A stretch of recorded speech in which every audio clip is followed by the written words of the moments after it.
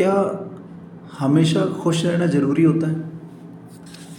क्या आपको भी ऐसा लगता है कि हमेशा खुश रहने से ही लाइफ अच्छी होगी और हम एक we will lead a beautiful life और comfortable life if we stay happy in all the moments?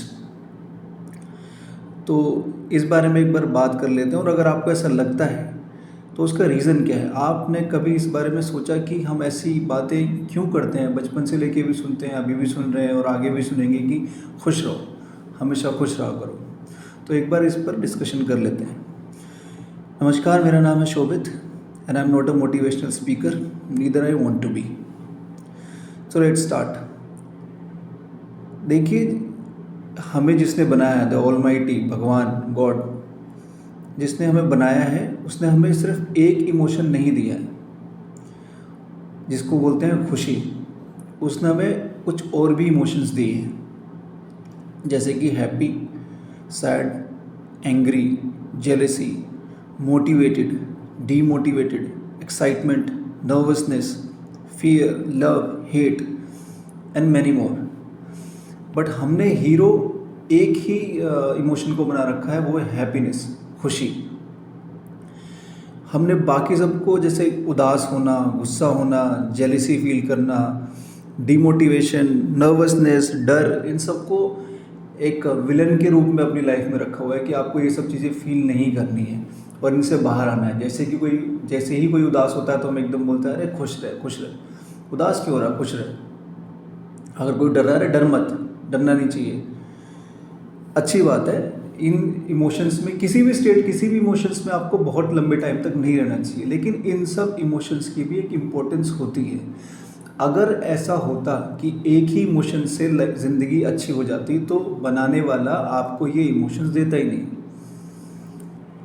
जैसे कि मैं आपको ये, मेरे विचार में, मेरी नॉलेज में आपको मैं ये बोलूँगा कि एवरी इमोशन इज़ इम्पॉर्टेंट। उसकी सही जगह पे सही इमोशंस को फील करना बहुत ही ज़रूरी है और इसकी इम्पोर्टेंस को जान लेना भी बहुत बहुत ज़रूरी होता है।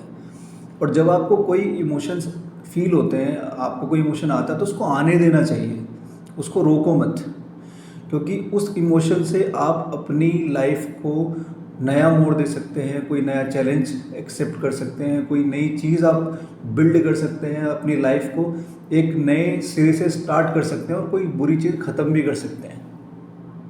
हर इमोशंस की एक वैल्यू है। उसके मैं आपको 4 रीज़न देता हूँ कि हर इमोशन को फील करना क्यों ज़रूरी है।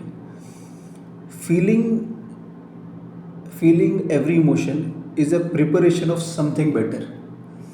फॉर एग्जाम्पल, पहला पॉइंट है ये कि feeling an emotion is a preparation of something better. खुशी को मैं यहाँ से अलग कर रहा हूँ, चलो खुशी को भी ले लेते हैं।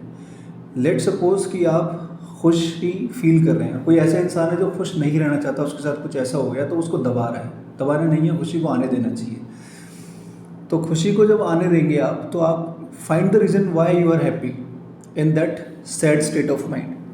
तो आप उसको रिपीट करने की कोशिश करें।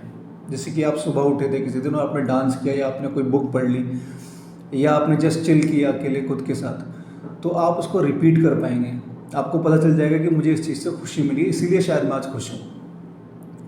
मान लीजिए आप उदास हैं, आपका मन इतना उदास है कि आपका किसी से भी बात करने का मन नहीं कर रहा है। इस स्टेज में ऐसे लोग अक्सर ये बोलते हैं, जब ऐसा मन हो तो जाके किसी से बात कर लो। मैं आपको बोलूँगा मत करो। अगर आपका उदास होने का मन है तो आप उस उदासी को फील करिए, उस उदासी को जानने की कोशिश करिए कि आप उदास क्यों हैं, और जिस रीज़न से उदासी आई है उसको आगे से आप इग्नोर करें।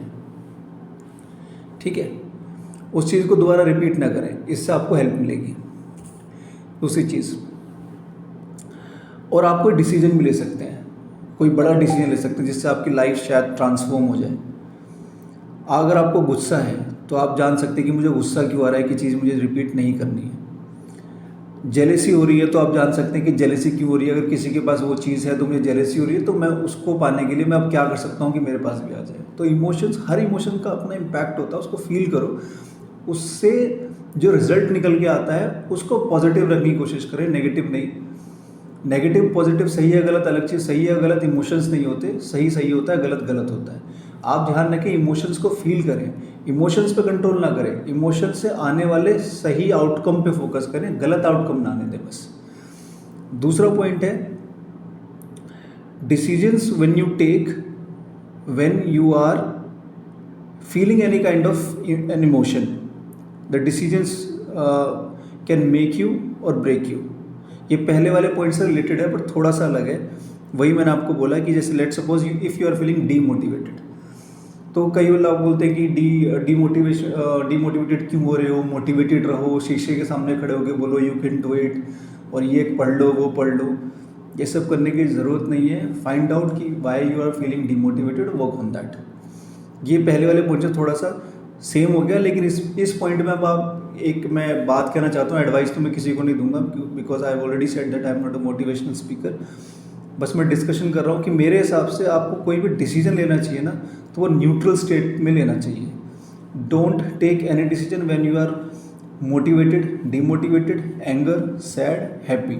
आपको न्यूट्रल होना पड़ेगा, तब कोई डिसीजन ले, तभी आपकी उसकी नेगेटिविटी और पॉजिटिविटी और इसका इम्पैक्ट डिसीजन का जान पाएंगे। तीसरा पॉइंट है, effect of these emotions on your loved ones. मान लीजिए हमको जैसे बताया गया है कि अगर आप नर्वस हैं या आप किसी से नफरत कर रहे हैं, आप जल रहे हैं या फिर आप गुस्से में हैं, तो वो इमोशंस आप अपनी फैमिली को या जिनसे प्यार करते हैं उनको ना दिखाएं। लेट सपोज कि आप उनको नहीं दिखाएंगे, तो then how will they will get to know that you are going through something. उनको कैसे पता चलेगा कि आप कितनी मुश्किलों से गुजर रहे हैं। आज देखो, अगर आप खुशी महसूस कर रहे हैं तो आप उनके साथ सेलिब्रेट करो, उनको अच्छा लगेगा। लेकिन आप जब दुखी हैं तब भी उनको बताओ, तब भी तो उनको पता चलेगा कि आप कितनी मुश्किलों में हैं और वो आपकी हेल्प कर सकते हैं। और एटलीस्ट आपको एक बात करने का टॉपिक तो मिलेगा। बहुत सारे लोग बोलते हैं कि अपनी वाइफ से जाकर के मैं क्या बात करूं या फैमिली से क्या बात करूं, वो नहीं समझेंगे। एटलीस्ट आपके पास एक टॉपिक होगा, जब आप बात स्टार्ट करेंगे तो फिर बात तो कहीं तक भी जा सकती है। आप कॉन्वर्सेशन कर सकते हैं, लॉन्ग कॉन्वर्सेशन कर सकते हैं, रात में बैठिए बातें कीजिए, टाइम है तो बेस्ट है। तीसरा है, लास्ट पॉइंट है कि why you should feel every emotion, that you should respect your body, your journey, your work and the almighty who have created us. ये इमोशंस जो है ना, उस ऊपर वाले ने दिए, इन सबको रिस्पेक्ट करो।